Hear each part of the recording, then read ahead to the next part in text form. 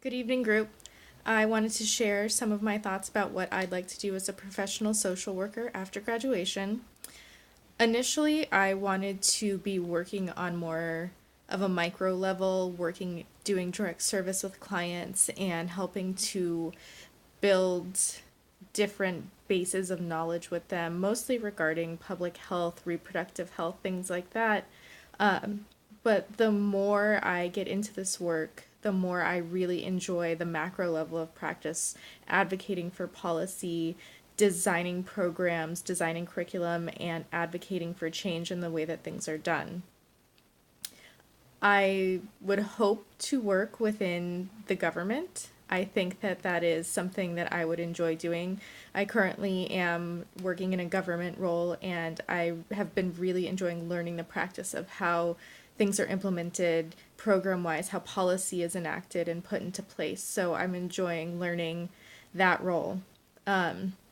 What I think I have to do to get to that place is to immerse myself into the policy, into the programs, into the different jobs, and to see how people are moving these pieces around and kind of identifying what needs to be done and how they're getting there. I also think that networking is probably going to be a really big part of what I do professionally.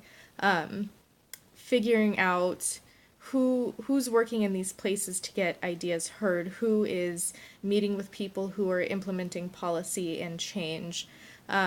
I also think that having a really good understanding of what it means to be a social worker at the macro level in terms of implementing things like code of ethics and the core values into a macro practice is going to help me identify what I need to know in terms of being at a different level than the micro practice, the direct practice that I've been used to.